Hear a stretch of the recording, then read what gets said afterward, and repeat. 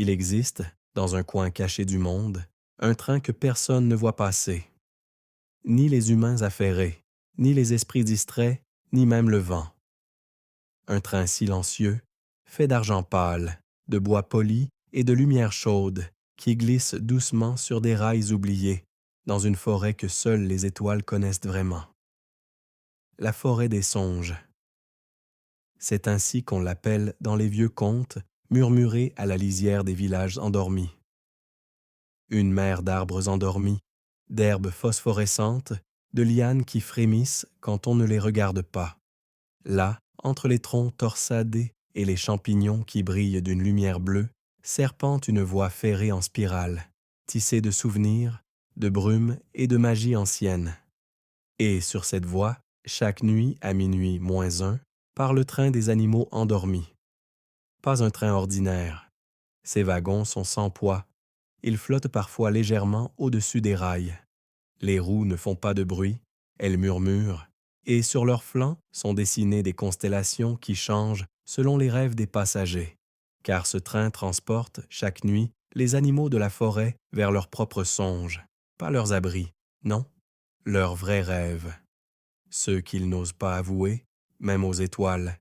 Il y a des ours qui rêvent de danser sur la glace d'un lac éternel.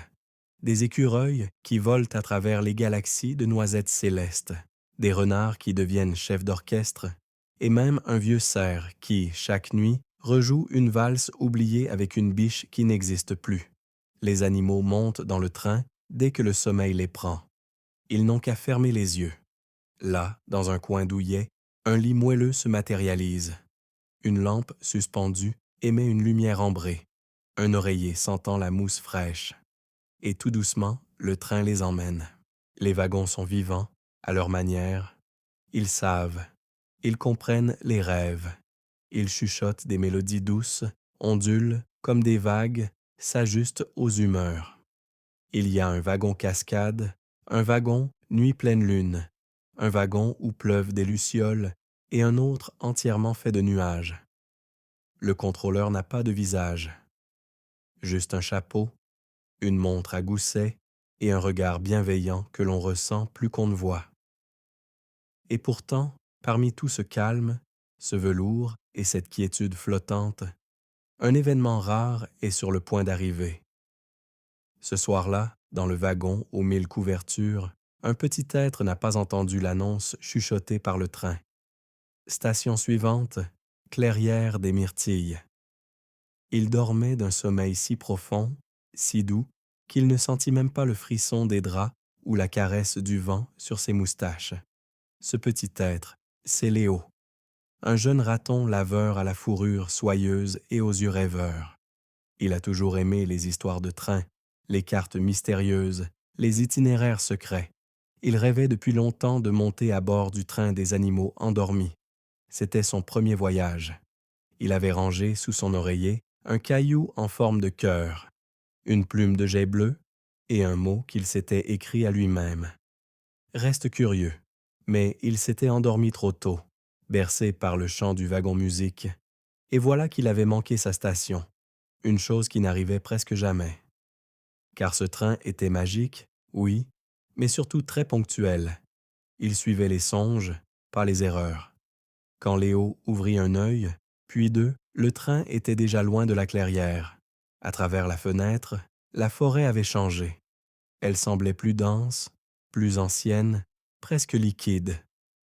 Les arbres penchaient comme s'ils écoutaient, et au loin, dans les ténèbres ondulantes, des formes dansaient lentement.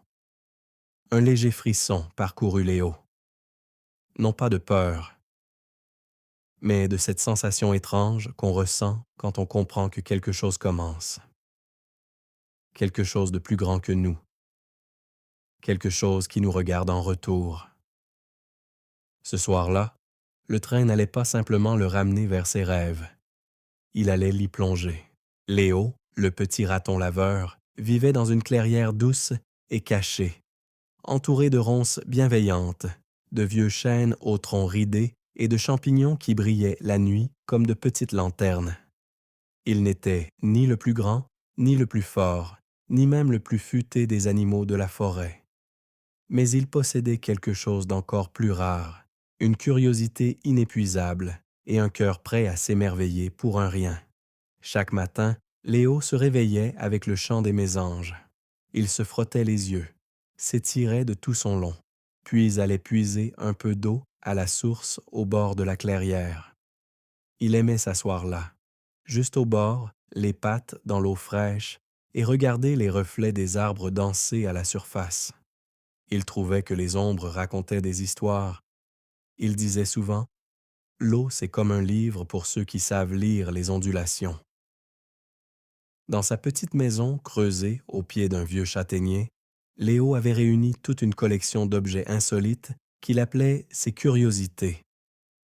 Une bille bleue, trouvée près d'un ruisseau, un bouton en cuivre, une carte postale abandonnée par un campeur et un bout de rail minuscule, probablement vestige d'un vieux jouet.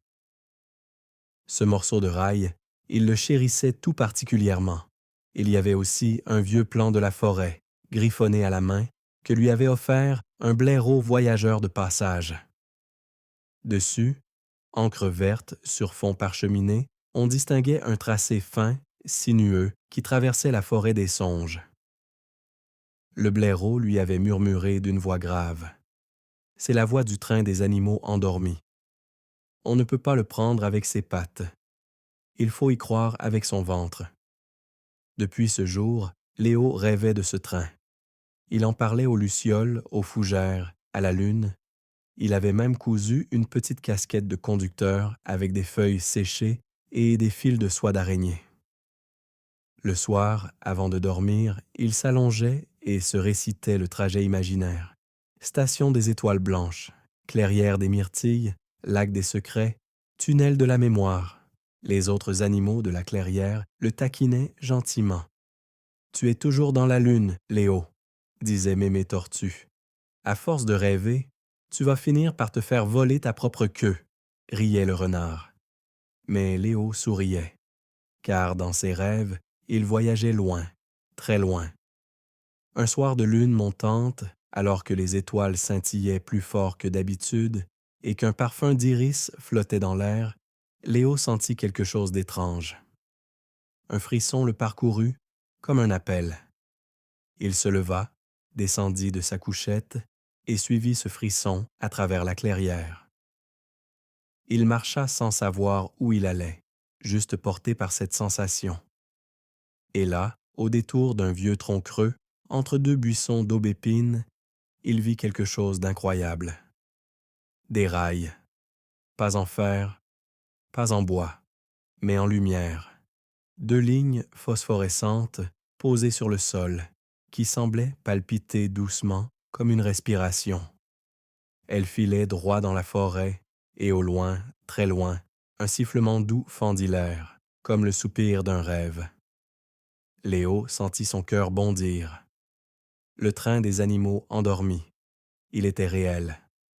Il courut chez lui, attrapa sa sacoche en écorce tressée, y glissa quelques baies séchées, son caillou en forme de cœur et son mot porte-bonheur. Reste curieux. Puis il retourna vers les rails, le cœur tambourinant. Quand il arriva, le train était là, majestueux, silencieux, immobile, comme s'il l'attendait. Chaque wagon brillait d'une lumière différente. Certains semblaient faits de verre, d'autres de soie, d'autres encore flottaient sans toucher les rails. Des formes se dessinaient derrière les fenêtres. Un cerf dormant dans un hamac de lune, une famille de hérissons ronflant paisiblement, un pélican lisant un livre, les yeux mi-clos. Léo monta sans réfléchir. Personne ne l'arrêta. Il poussa une porte, entra dans un wagon doux comme une écharpe chaude, trouva un lit petit, moelleux, entouré de rideaux brodés d'étoiles. Il s'y coucha. Un soupir d'aise, un soupir de confiance, et le train démarra. Le train roulait sans bruit, glissant entre les troncs comme un serpent de lumière. Par la fenêtre, Léo distinguait des paysages étranges qu'il n'avait jamais vus. Des collines de plumes, des rivières aux reflets inversés, des champs d'horloges immobiles. Il s'émerveillait de chaque détail, les yeux grands ouverts jusqu'à ce que la fatigue le prenne. Il ne se rappela pas du moment exact où ses paupières tombèrent. Il se souvint seulement d'un rêve. Il marchait sur un pont fait de feuilles, suspendu au-dessus d'un abîme de plumes. Un sifflement doux l'appelait, quelque part dans la brume. Il avançait. Plus il avançait, plus le sifflement devenait une voix familière. Puis, soudain, un sursaut. Léo ouvrit les yeux. Le train vibrait doucement. Quelque chose avait changé. Il faisait plus sombre, plus calme. Une odeur de mousse humide flottait dans l'air. Il se redressa, passa sa tête entre les rideaux du lit. Tout était silencieux. Les autres lits, occupés auparavant, étaient maintenant vides. Les couvertures pliées, les lampes éteintes. Léo sauta à terre, les pattes tremblantes. Il traversa le wagon, ouvrit la porte coulissante. Le couloir était désert. Pas un bruit, sauf le léger cliquetis des roues, plus lent qu'avant, comme si le train hésitait. Léo appela timidement. « Il y a quelqu'un » Pas de réponse. Il s'avança jusqu'à la fenêtre. La forêt avait changé. Elle n'était plus familière. Les arbres semblaient plus hauts, leurs branches tordues, chargées de feuilles, aux reflets métalliques. Le sol brillait faiblement, par endroits, comme si 1000 yeux minuscules s'ouvraient à son passage. Il recula d'un pas. Puis il vit l'horloge suspendue au plafond du wagon. Minuit passé, et au-dessous, en lettres d'or mouvantes, prochaine station, forêt des murmures. Ce n'était pas sa station.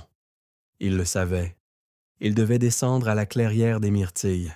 C'était là qu'il voulait rêver, là que sa grand-mère lui avait décrite. Un champ de fleurs bleues, un dôme de ciel et des lucioles en guise de guide. Il avait manqué sa station, son ventre se serra. Un sentiment étrange entre le regret et la panique. Il se tourna, courut vers la porte du wagon. L'ouvrit. Rien. Juste un pont suspendu entre deux wagons, vibrant doucement. Il traversa, entra dans un autre. Là aussi, vide. Mais ce wagon était différent. Les murs étaient recouverts de miroirs. Léo se vit 1000 fois, petit, surpris, inquiet. Soudain, un murmure. Pas un bruit de wagon. Un vrai murmure. « Tu dors encore ou tu rêves debout ?» La voix semblait venir de partout. Léo se retourna, ses pattes serrées contre sa sacoche. Qui est là?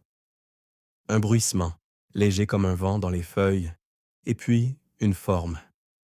Une chouette, immense, perchée sur une étagère au fond du wagon. Son plumage était couleur de nuit, moucheté d'or. Ses yeux, deux cercles d'ambre, le fixaient sans bouger. Elle pencha la tête. « Tu n'es pas à ta place, petit raton. » Léo baissa les yeux, penaud. « Je me suis endormi. J'ai raté ma station. » La chouette cligna lentement des yeux. Ce train ne fait pas demi-tour. Il suit le fil du rêve, pas celui de la volonté. Léo sentit une boule dans sa gorge. « Je ne veux pas me perdre. » La chouette sauta à terre. Elle marchait sans bruit, ses serres effleurant à peine le sol. Se perdre, c'est parfois se trouver autrement. Tu as été appelé, ce n'est pas un hasard si tu es encore là. Elle se rapprocha, son bec presque contre le museau de Léo. Il existe des stations secrètes, des arrêts que seuls les cœurs curieux peuvent apercevoir. Et je peux les prendre? Peut-être, si tu écoutes, si tu regardes autrement. La chouette se tourna, marcha jusqu'à une porte dissimulée dans le mur. Elle appuya sur une dalle invisible. Un clic, une lumière dorée. La porte s'ouvrit. Derrière, un couloir plongé dans la brume. La chouette murmura « Si tu veux rentrer chez toi, il te faudra traverser tes propres ombres. » Et elle disparut. Léo resta seul. Le train ralentissait. Il s'approcha de la porte. Un souffle tiède lui caressa les moustaches. Il serra sa sacoche contre lui, posa une patte sur le seuil et fit un pas. Le pas de Léo résonna doucement alors qu'il pénétrait dans le couloir baigné de brume. Derrière lui, la porte dorée se referma sans bruit, comme avalée par le wagon. Il frissonna. Pas de peur, plutôt comme on frissonne devant quelque chose de sacré, d'inconnu, mais irrésistiblement attirant. Le sol était fait d'un bois ancien, poli par le passage de pas invisibles. Le plafond semblait n'avoir ni fin ni début, voilé d'une brume laiteuse où des ombres flottaient par instants. Léo avançait prudemment. Chaque pas le menait plus loin du train, plus près de quelque chose qu'il ne comprenait pas encore. Le couloir s'élargit soudain, s'ouvrant sur un espace circulaire comme une clairière creusée dans le brouillard. Au centre, un banc de pierre, usé, moussu. Autour, des arches courbes faites de branches tressées, comme une cathédrale oubliée. Et là, suspendue au milieu de cet espace, flottait une horloge. Pas une horloge ordinaire. Elle n'avait qu'une aiguille. Et cette aiguille battait à contretemps, pas vers l'avenir, mais vers le passé. Chaque tic faisait remonter un souvenir. Léo la fixa, et il vit. Il vit son propre reflet enfantin, courant après une luciole, puis trébuchant et pleurant. Il vit sa mère lui chanter une berceuse en frottant ses petites oreilles. Il vit la pluie tomber sur la clairière, la première fois qu'il avait compris ce que c'est que la solitude. L'aiguille tourna. Un autre souvenir.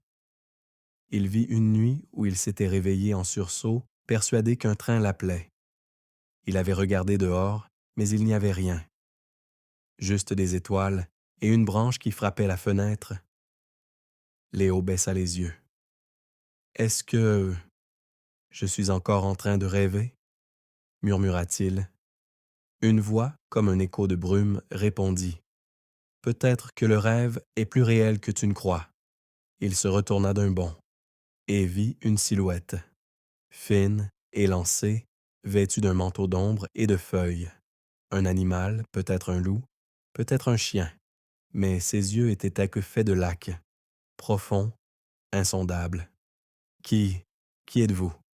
La silhouette s'approcha lentement, pas menaçante, mais enveloppée d'un calme inquiétant. Je suis le guetteur, celui qui veille sur les carrefours, celui qui voit les hésitations. Léo recula d'un pas. Je veux juste rentrer chez moi. Le guetteur inclina la tête. Chez toi? Mais sais-tu seulement où cela se trouve encore? Le raton laveur le fixa. Oui, ma clairière.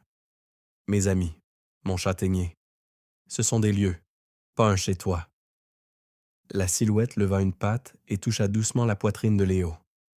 Ici, voilà ton vrai lieu. Mais il est flou, embrouillé. Tu ne sais pas ce que tu veux. Et c'est pourquoi tu es resté à bord. Léo sentit une chaleur étrange se répandre depuis cette touche. Un fourmillement qui n'était pas douloureux, mais qui réveillait quelque chose. Et si je me suis perdu? Alors il faut te retrouver. La silhouette se détourna, marcha vers une autre arche, voilée de brouillard violet. Viens, il est temps de voir la forêt comme elle est vraiment. Léo hésita, puis suivit. Ils marchèrent longtemps, ou du moins, il en eut l'impression.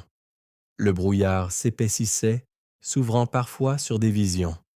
Une balançoire abandonnée, un carnet à moitié brûlé, une silhouette d'enfant qui riait en courant dans l'eau. Rien n'avait de sens, tout avait du sens. Finalement, ils débouchèrent sur une nouvelle clairière. Mais celle-ci n'était pas vide. Des arbres formaient un cercle, et entre eux, suspendus dans l'air, flottaient des rêves, des bulles de lumière, chacune contenant une scène. Léo en vit une où un hérisson volait avec des ailes de papillon. Une autre où un cerf plantait des étoiles dans le ciel avec un râteau. Une autre encore, plus sombre, un castor, seul sur un radeau, criant des noms que personne ne répondait. « Ce sont des rêves ?» demanda Léo. Le guetteur acquiesça. Des fragments, des restes, des espoirs, des regrets. Il montra une bulle plus loin. Et celui-ci est à toi. Léo s'approcha. Dans la bulle, il se vit adulte, avec une grande carte du monde, des lunettes rondes, un carnet de voyage. Il parlait à d'autres animaux, racontait des histoires, dessinait des chemins. C'est moi? C'est toi? Ou une possibilité de toi? Et si je veux ça? Le guetteur le fixa. Alors il faudra faire le voyage, jusqu'au bout. Mais j'ai peur. C'est bien. Cela veut dire que tu avances. Un grondement sourd résonna soudain dans la forêt. Le sol vibra. Le guetteur tourna lentement la tête. Il approche. Qui? Mais il n'y eut pas de réponse. Seulement une bourrasque. Et le vent qui souffla fort, dispersant les bulles de rêve comme du pollen. Léo se retrouva seul, la clairière vide, et dans le lointain, un hurlement. Pas animal, pas humain, quelque chose entre les deux. Le silence, après le grondement, était plus effrayant encore que le bruit lui-même. Il s'était refermé comme une cloche de verre autour de Léo. Tout frémissement de feuilles, toute respiration de vent avait cessé. Même ses propres pas semblaient étouffés, engloutis par un sol devenu sourd. Il restait seul au milieu de la clairière vidée de ses rêves. Le sol, là où flottaient les bulles lumineuses quelques instants plus tôt, n'en portait plus la moindre trace, comme si elle n'avait jamais existé. Pas même une lueur, pas même une odeur. Léo recula d'un pas, le cœur battant, les oreilles frémissantes. « Guetteur » appela-t-il d'une voix tremblante. Rien. « Chouette » tenta-t-il. Rien non plus. Il voulait courir, s'enfuir, se réveiller, rentrer sous son châtaignier et oublier cette aventure. Mais ses pattes restaient ancrées au sol, comme si la forêt refusait de le laisser partir sans comprendre. Puis, dans ce silence figé, un craquement, infime, mais précis, une brindille, là-bas, sur la droite. Léo se retourna vivement et vit une porte, juste une porte, plantée au milieu de nulle part. Aucune maison autour, aucune structure, rien. Une porte seule, faite de bois ancien, surmontée d'un heurtoir en forme de feuille. Elle ne tenait à rien. Elle était là, suspendue dans l'air, les montants légèrement flous, comme dans un rêve trop ancien, et elle brillait faiblement. Pas d'une lumière vive, mais d'un éclat contenu, presque contenu de tristesse. Léo s'approcha, pas à pas. Chaque pas lui paraissait plus difficile, comme si l'air s'épaississait. Quand il fut à 1 mètre de la porte, il s'arrêta. Le heurtoir avait bougé, pas frappé, juste bougé. Qu'est-ce que tu attends? La voix le fit sursauter. Elle ne venait pas de la porte. Elle venait de derrière lui. Il se retourna et se retrouva face à lui-même. Ou presque. Un autre Léo, un peu plus grand, un peu plus maigre, les yeux plus ternes, la fourrure légèrement en bataille, un air las. « Tu vas frapper ou pas? » demanda-t-il d'une voix lasse. Léo recula. « Tu es... moi? » L'autre hocha la tête. « Une version de toi. Celle qui a renoncé. Renoncé à quoi? À chercher, à comprendre, à rêver. » Léo ouvrit la bouche, mais aucun son n'en sortit. « Tu es arrivé jusqu'ici. Tu as traversé la forêt des murmures. Tu as regardé tes souvenirs, écouté tes peurs. Et maintenant, tu hésites?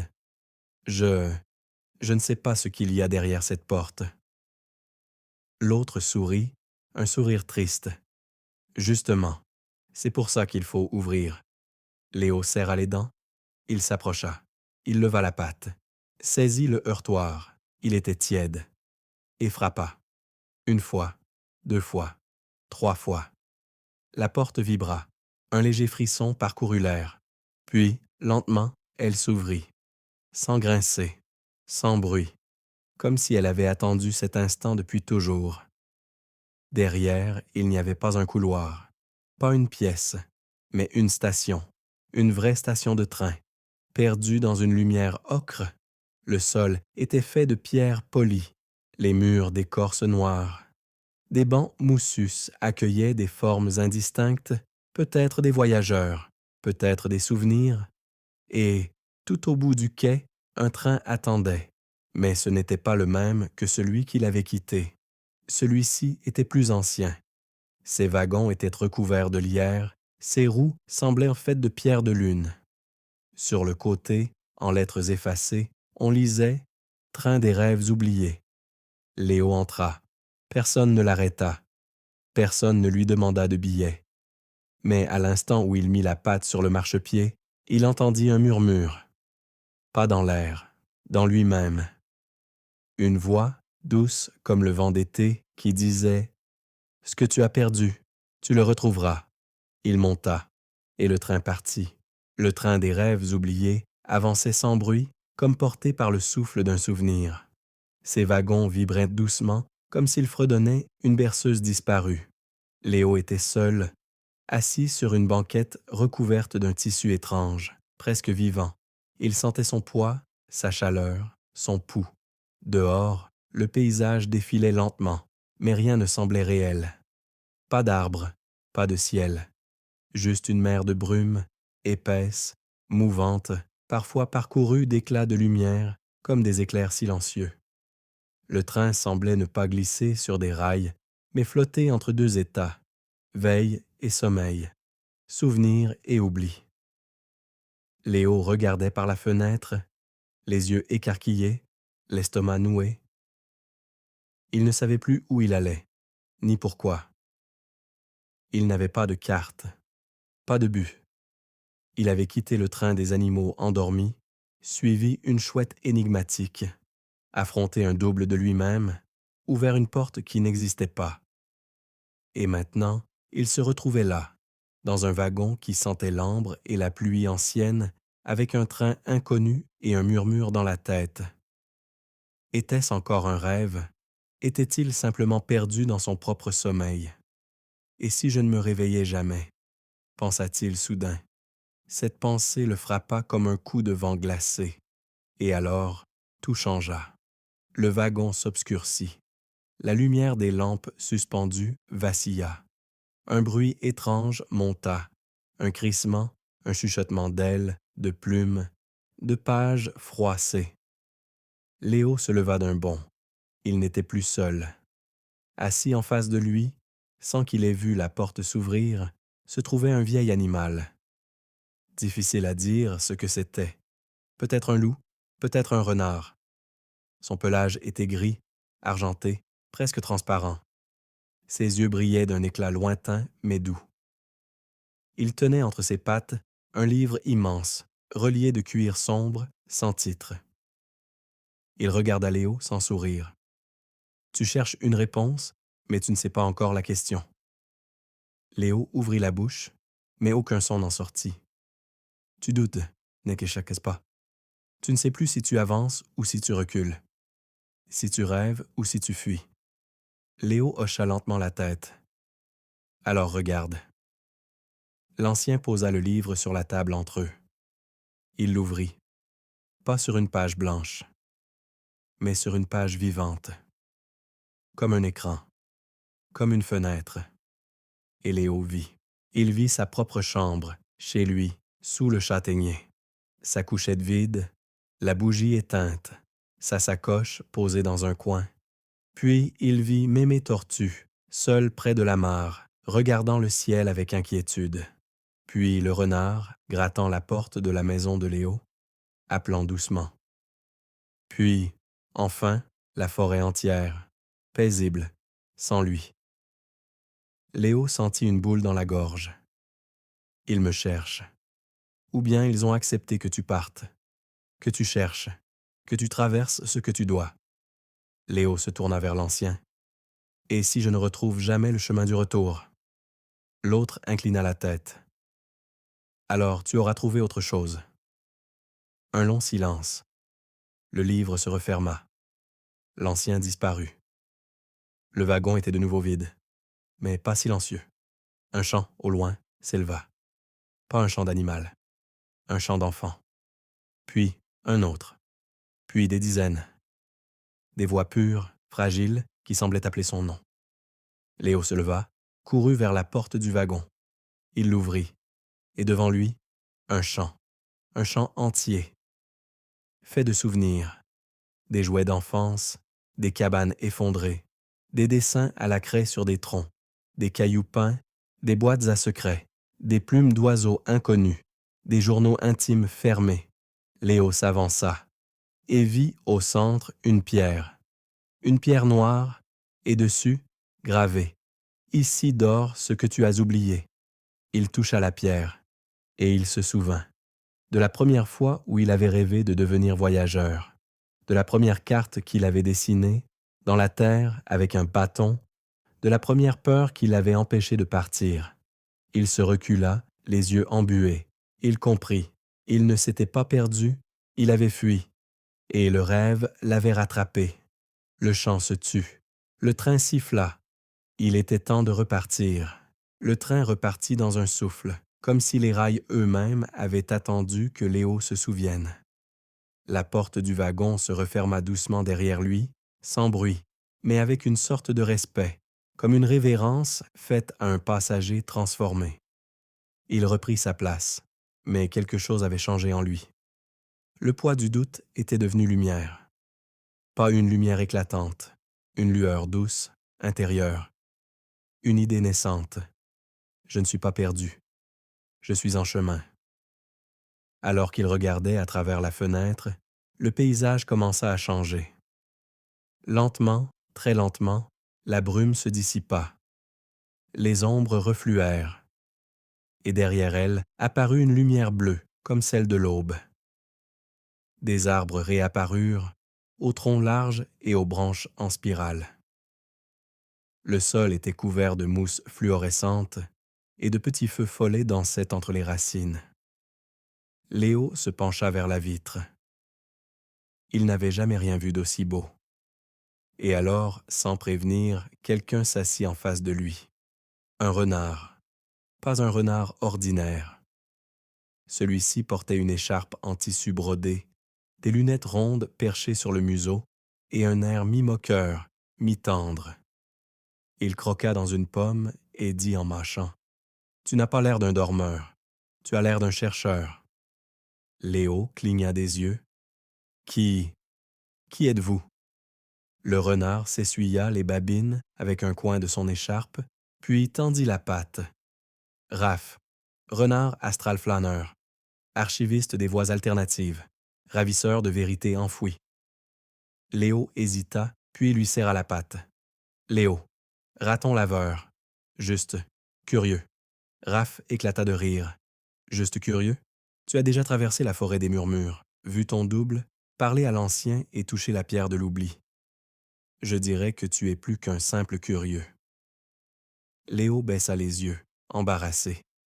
« Je ne sais toujours pas où je vais. » Et pourtant, tu continues. C'est exactement ce que fait un explorateur. Un silence s'installa, chaleureux. Puis, Raph reprit. « Dis-moi, as-tu remarqué quelque chose d'étrange dans ce train? » Léo haussa les sourcils. « Tu veux dire, à part tout? » Raph sourit. « Ce train n'est pas un simple transport. C'est un catalyseur. Il suit les songes, oui, mais parfois il s'égare. Ou plutôt, il cherche. Il détecte les âmes agitées, celles qui dorment les yeux ouverts.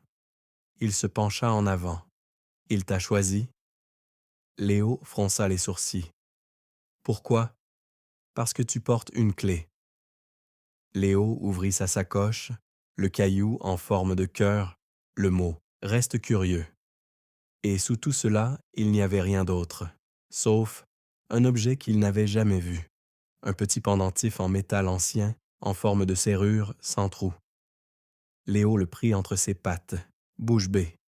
« Qu'est-ce que c'est? » Raph pencha la tête. « C'est une serrure sans clé, et une clé sans serrure. Tout dépend de toi. » Le paysage changea soudain.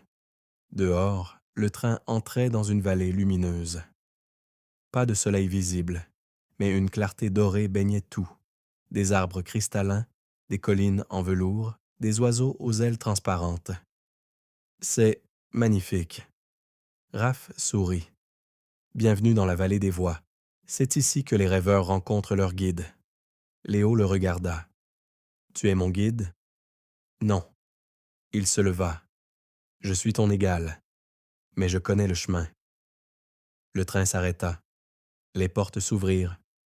Viens, nous avons une piste à suivre. Ils marchèrent côte à côte à travers la vallée. Le sol était doux, les plantes se pliaient sous leurs pas sans se briser. Chaque buisson semblait respirer. Des papillons lumineux flottaient, mais ne fuyaient pas. L'air avait un goût de menthe et de miel. À un détour du sentier, ils arrivèrent devant une stèle. Une dalle de pierre blanche, gravée de symboles changeants. Raph posa la patte sur l'un d'eux. C'est ici. Une ancienne gare oubliée. Elle mène à la dernière ligne. Léo regarda le pendentif dans sa main. Il brillait doucement. Tu crois que... Je ne crois rien. Je sens. Et je sens que tu es prêt à choisir. Choisir quoi? Ce que tu veux vraiment. Léo respira profondément. Il ferma les yeux, et dans cette obscurité douce, il vit une chose claire. Pas un lieu, pas une destination, mais une envie. Continuer. Le ciel se troubla alors qu'ils approchèrent du centre de la vallée des voix. Ce n'était pas un orage ordinaire, ni une pluie. C'était comme si la lumière elle-même se mettait à hésiter, vaciller. Le doré se décolorait en gris, puis en un bleu étrange, trop profond, presque liquide. Léo s'arrêta net. Qu'est-ce qui se passe? Raph, qui marchait toujours avec aisance, avait ralenti. Il renifla l'air. Ce n'est pas naturel. Quelque chose interfère. Le renard plissa les yeux, et son regard se fit dur. Une autre présence. Quelqu'un ou quelque chose qui ne veut pas que tu ailles plus loin. Léo sentit un froid glisser le long de son dos. Un son, faible, se fit entendre. D'abord comme un bourdonnement, puis comme des chaînes, puis un ricanement. Un rire sec, brisé, venu de très loin, et pourtant tout proche. La vallée se refermait. Les arbres cristallins se fendaient, se fissuraient sans bruit. Le sol lui-même perdait sa douceur. Il devenait pierreux, tranchant, hostile. Le ciel vira à l'indigo profond, et le train qui les attendait au bout du sentier, disparut dans un souffle de brume noire. Léo paniqua. Le train, il est parti. Raph saisit sa patte. Non, on l'a effacé. Quelqu'un veut que tu restes bloqué ici. Qui? Ceux qui vivent du renoncement, les oublieurs. Et alors, ils apparurent. Pas vraiment des créatures, plutôt des formes, silhouettes vides, faites d'encre et de silence, flottant au-dessus du sol, leurs contours flous, mais oppressants. Elles se déplaçaient sans bruit, mais chaque mouvement semblait sucer la chaleur de l'air. Elles étaient au nombre de 7. L'une s'avança et parla, pas avec des mots, mais directement dans la tête de Léo.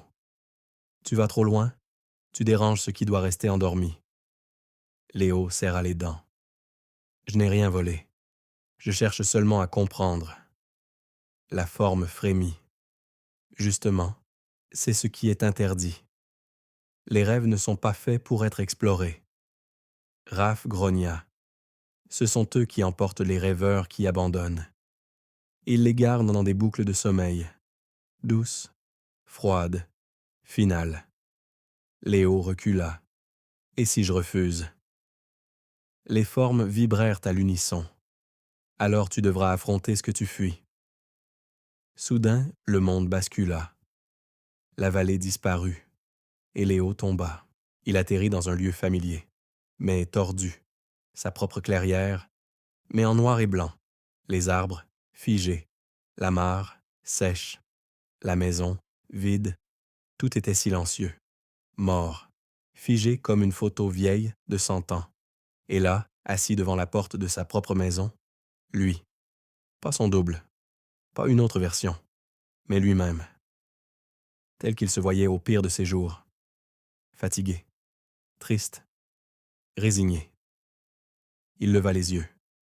C'est ici que tu termines, si tu arrêtes maintenant. Léo secoua la tête. Je ne veux pas finir ici. Tu n'as pas de plan. Tu as raté ta station. Tu es allé trop loin. Ce n'est pas ton monde. Léo sentit les larmes lui monter aux yeux. Peut-être, mais ce n'est pas non plus ce que je veux. Il fit un pas en avant, puis un autre. Et soudain, le sol trembla. Des racines surgirent du sol noir et tentèrent de le retenir. Il trébucha, mais une voix s'éleva.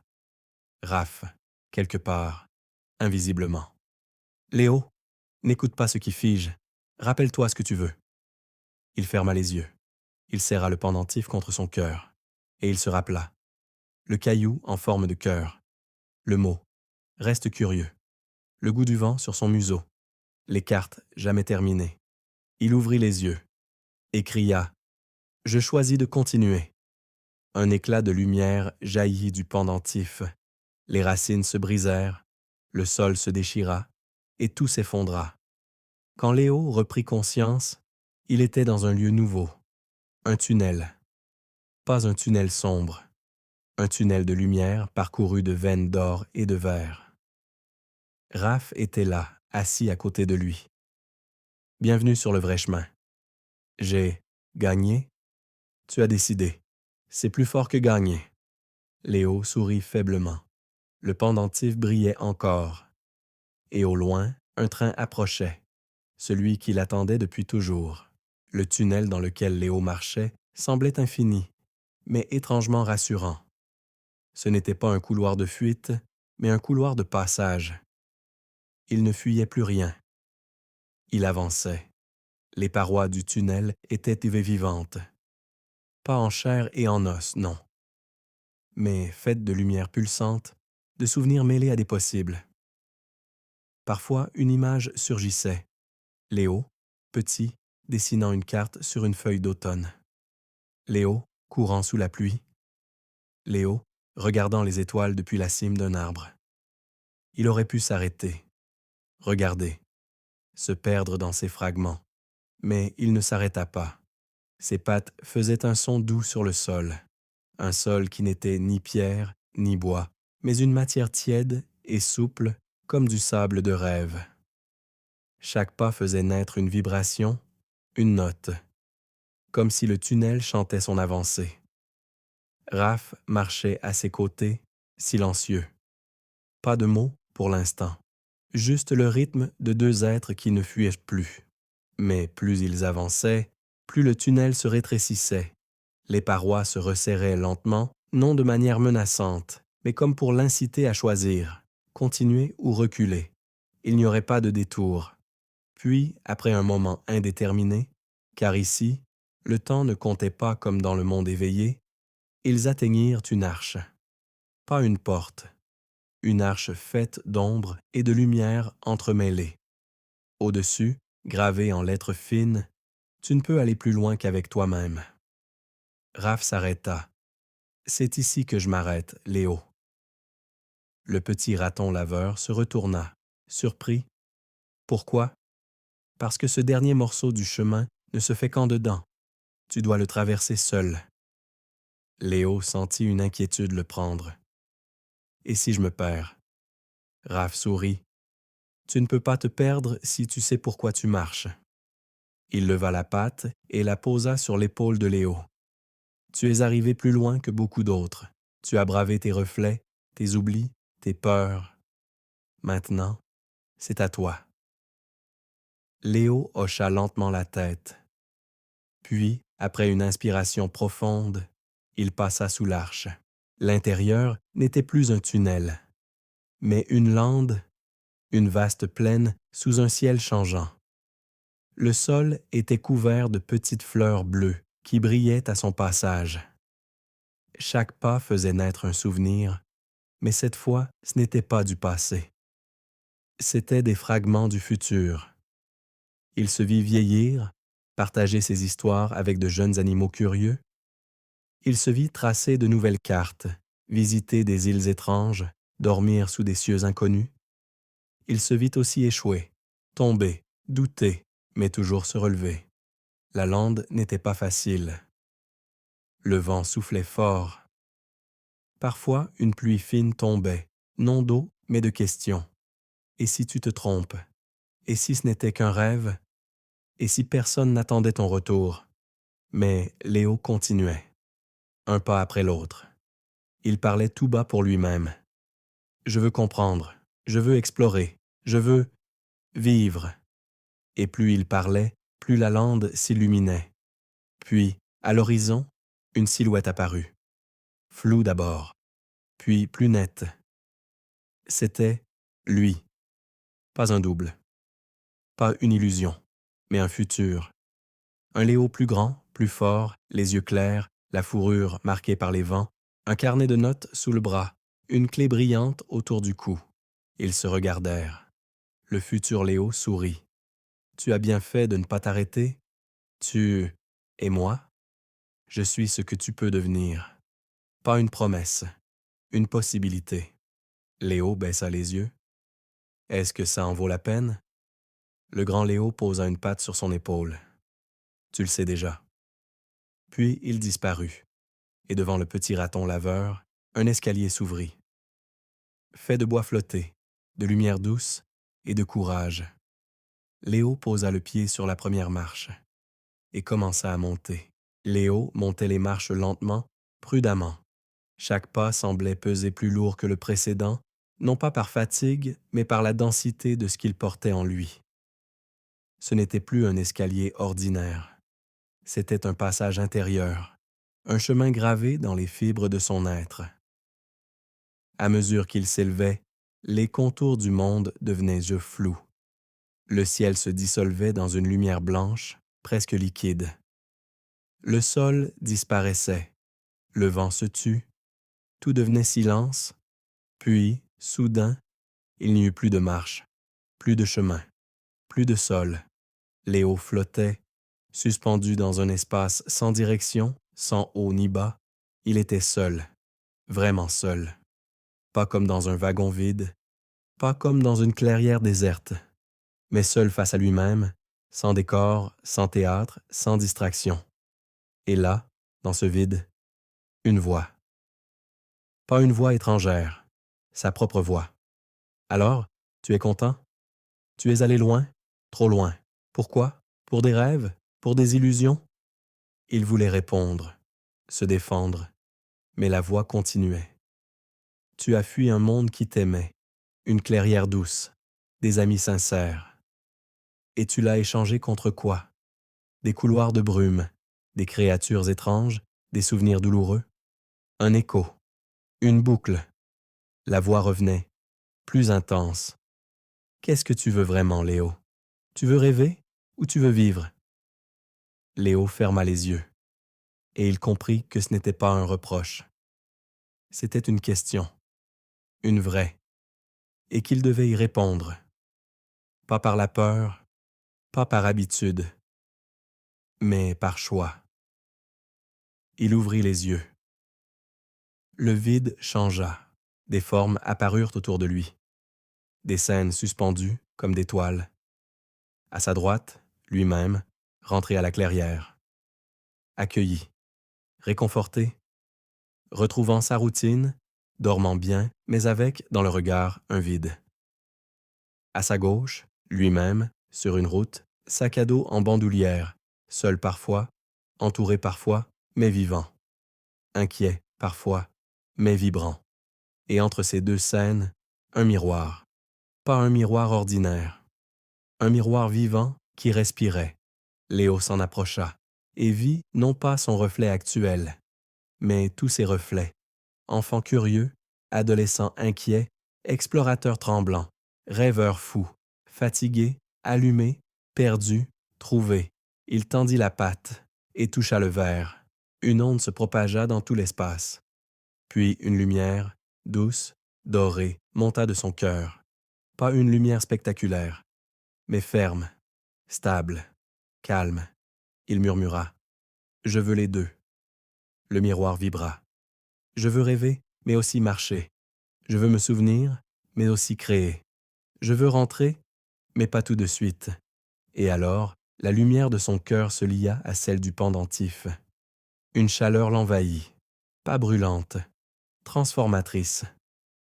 Le pendentif, suspendu à sa poitrine, se mit à battre comme un cœur. Et dans ce battement, Léo comprit. Il n'était plus le même. Il ne serait plus jamais le même. Il n'avait pas simplement traversé un monde étrange. Il s'était traversé lui-même. Quand il rouvrit les yeux, il était debout, seul, sur un quai. Le vrai quai, celui du train des animaux endormis. Mais maintenant, tout était différent. Il portait une nouvelle veste, tissée de brume et de souvenirs.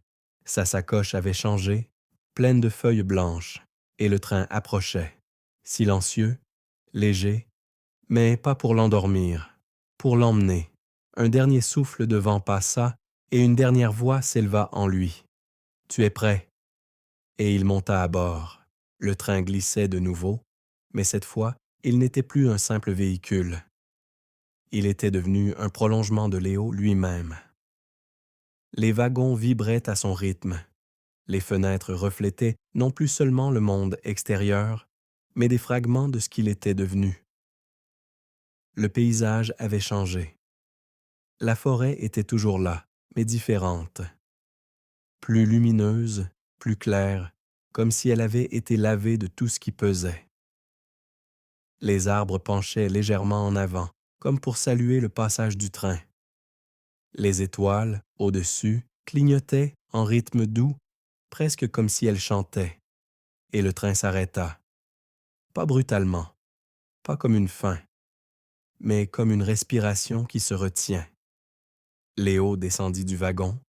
Il se retrouva dans une clairière qu'il connaissait, pas sa clairière, mais celle de tous. La clairière centrale, l'endroit où les songes deviennent graines. Autour de lui, des centaines d'animaux, certains petits, encore endormis dans des paniers de mousse, d'autres éveillés, les yeux brillants, porteurs d'histoire. Tous étaient faits là pour la même raison. Quelque chose allait se passer. Et Léo, sans comprendre pourquoi, se plaça au centre. Pas parce qu'on l'y avait invité, mais parce que c'était le seul endroit où il pouvait être. La lumière monta doucement, du sol, des feuilles, des cœurs. Et une voix, ancienne, plus ancienne que toute mémoire, s'éleva. Elle ne venait pas d'un être, elle venait de l'endroit lui-même, de la forêt, de la nuit. Celui qui a traversé, celui qui a rêvé, celui qui s'est trouvé, est prêt à ouvrir. Léo sentit son pendentif chauffer contre sa poitrine. Il le saisit, et il comprit ce qu'il devait faire. Au centre de la clairière, une pierre plate s'éleva, couverte de mousse. Et en son cœur, une serrure, la vraie serrure, celle qui ne s'ouvre que lorsque le rêve et la volonté se rencontrent. Il avança, posa le pendentif contre la pierre. Un clic, un souffle, un monde. La clairière disparut, tout disparut, et Léo se retrouva dans une immense salle, faite de ciel, de souvenirs, de possibles. Autour de lui flottaient des centaines de sphères. Chacune contenait un rêve d'animal, un souhait, un espoir, une peur transformée. Il vit un écureuil devenir astronome, un hibou qui voulait écrire des poèmes, un castor bâtisseur d'îles volantes. Et dans une sphère, il se vit, petit, puis grand, puis très vieux, toujours curieux, toujours en marche, toujours éveillé. Il comprit alors ce qu'il devait faire, pas tout garder, pas tout changer, mais transmettre. Il tendit la patte, et chaque sphère, doucement, descendit. Chaque rêve fut remis à son rêveur. Et au milieu de la salle, un arbre poussa. Un arbre immense, aux feuilles de papier blanc. Chaque feuille attendait une histoire. Et Léo en prit une. Il sortit une plume, et il écrivit « Il était une fois un petit raton laveur qui rata sa station. La lumière l'enveloppa. Le train réapparut. Il était de retour dans le wagon musique. Mais il n'était plus passager. Il était conteur, gardien, tisseur de chemin, et tout le train le savait. Les murs vibraient à son nom. Les lampes chantaient son récit. Et à travers la forêt, un frisson parcourut les racines. Quelque chose avait changé. Pour toujours, le train ralentit. Le monde autour avait changé, mais le rythme du voyageur restait fidèle. Plus on approche du retour, plus les battements du cœur deviennent graves, profonds, porteurs de ce qu'on ramène, visible ou non. Léo s'était assoupi, non par fatigue, mais par plénitude. Ce n'était pas un sommeil de fuite. C'était un repos d'après-traversée. Il ne rêvait pas. Il n'avait plus besoin de s'évader. Il respirait simplement, enveloppé par la douceur vibrante des wagons. Un tintement discret le réveilla, le même que celui qu'il avait entendu lors de son premier embarquement. Mais cette fois, il savait ce qu'il signifiait. Il ouvrit les yeux, et la fenêtre montra la clairière. Sa clairière. Les hautes herbes dansaient dans la lumière de l'aube. La brume glissait encore entre les troncs, paresseuse. Tout était à sa place, mais tout semblait plus ample, plus vivant. Comme si le monde avait retenu son souffle en son absence. Il descendit du train. Pas de cérémonie, pas de fanfare, juste le bruit tendre de ses petites pattes sur la terre humide. Et, sur le quai, un seul être. Raph. Toujours là. Le renard sourit. Pas un mot. Juste une tape amicale sur l'épaule. Puis il disparut dans la forêt. Léo resta un moment immobile, à écouter, pas le vent, pas les feuilles, mais le changement. Quand il entra dans sa maison, sous le vieux châtaignier, elle était exactement comme il l'avait laissée. La bougie sur la table, le sac en écorce tressé, vide, les cartes, et, au centre de la pièce, une boîte qu'il ne reconnaissait pas. Il l'ouvrit. À l'intérieur, des objets qu'il avait rencontrés dans le rêve, dans le train, dans la vallée. La petite écharpe de Raph. Une graine de l'arbre aux feuilles blanches, un carnet vide avec son nom déjà écrit dessus, et une plume. Pas d'oiseau. Une plume de lumière. Il referma la boîte doucement, puis il s'assit et regarda le mur de sa maison. Il y avait autrefois accroché un vieux plan, jauni, incomplet. Maintenant, il n'était plus là. À sa place, une immense fresque peinte à même l'écorce. Des lignes, des routes, des symboles. Un récit, non pas de lieu, mais de décision. Léo sourit. Il n'avait pas ramené de trésor, mais quelque chose de plus rare, une nouvelle version de lui-même. Les jours passèrent, il retrouva la mare, les autres animaux. Mémé Tortue lui donna une soupe sans poser de questions. Le renard du bois lui demanda, en riant, s'il avait trouvé ses lucioles. Et lui, Léo, ne raconta rien. Mais chaque nuit, il posait la main sur la boîte sous son lit, et il écrivait. Pas ce qu'il avait vu, mais ce qu'il avait compris. Une nuit, très tard, alors que tout dormait, le train passa de nouveau. Il ne s'arrêta pas, il ne ralentit même pas. Mais Léo, depuis sa fenêtre, le vit. Et il vit, dans l'un des wagons, une silhouette lui faire un signe. Un petit hérisson endormi, un nouveau voyageur. Et alors il comprit ce qu'il était devenu. Pas le héros d'une histoire, mais un gardien de passage, un veilleur d'ombre douce. Quand il retourna à la source, il creusa doucement sous une pierre et y plaça une note, écrite d'une patte tremblante mais déterminée. Si tu trouves ceci, tu es prêt. Le train n'est pas une évasion, c'est une invitation. Puis, il replaça la pierre et s'éloigna sans bruit. Le vent emporta quelques mots et la forêt, doucement, chuchota « Bienvenue chez toi ». Le temps reprit sa cadence dans la clairière. Mais quelque chose, subtilement, irrévocablement, avait changé. Les jours suivaient les jours. Les saisons glissaient comme des nappes de brume sur les collines. Les mêmes chemins étaient foulés par les mêmes pattes. Et pourtant, rien n'était plus tout à fait comme avant. Léo se leva tôt, comme toujours. Il allait chercher de l'eau à la source, nourrissait les moineaux, nettoyait les lentilles de ses jumelles. Il souriait aux amis qu'il croisait, écoutait les histoires qu'on lui racontait. Il répondait doucement. Il aidait à reconstruire un nid tombé, à retrouver un terrier oublié. Mais il y avait quelque chose dans son regard. Un éclat, un reflet, comme s'il voyait plus loin que ce qui était devant lui, comme s'il marchait toujours à la frontière de deux mondes. Chaque soir, il allumait une petite bougie dans sa maison, pas pour la lumière, mais pour le souvenir. Sur le mur, la fresque avait grandi, pas parce qu'il l'avait peinte, parce qu'elle se peignait toute seule. Chaque nuit, une nouvelle courbe, une nouvelle couleur, un nouveau symbole apparaissait, un cercle traversé d'une ligne, une empreinte de pas dans un nuage, une plume tombant dans une flaque. Léo ne comprenait pas tout, mais il n'essayait plus de tout comprendre. Il laissait le monde écrire ce qu'il avait à dire. Il était devenu perméable. Et pourtant, malgré cette paix, un certain soir, il sentit l'ombre revenir.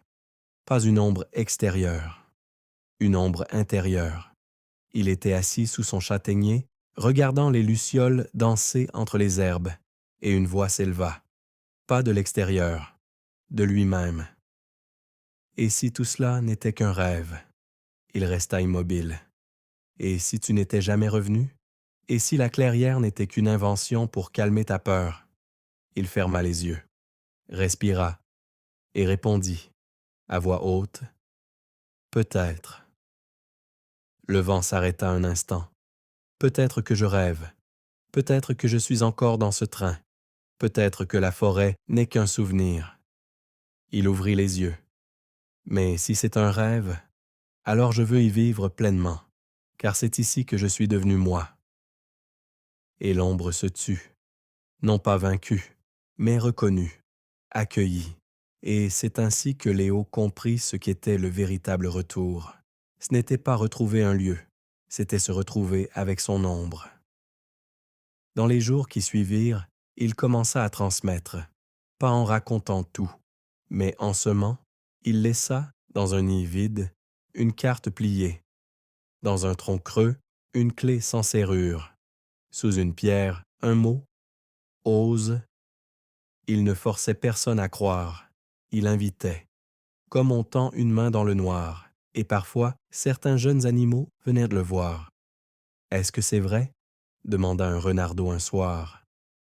Léo regarda le feu de camp et dit simplement, « Ce qui est vrai, c'est ce que tu es prêt à suivre, même quand tu as peur. » Le petit renard hocha la tête et sourit. La nuit, le train passait encore. Pas chaque nuit, mais souvent, toujours silencieux, toujours mystérieux. Léo ne courait plus à sa fenêtre. Il ne rêvait plus d'y monter. Il savait que son voyage n'était pas terminé. Mais il savait aussi que, pour l'instant, sa place était ici, à guetter les lueurs, à écouter les arbres, à attendre, peut-être, le prochain appel, pas comme un fuyard, mais comme un gardien de passage. Et quand il refermait ses yeux, parfois, très doucement, il sentait un siège tiède sous lui, le balancement d'un wagon, le souffle d'une forêt impossible, et il souriait, car il savait que le voyage ne finit jamais vraiment. Il change simplement de forme.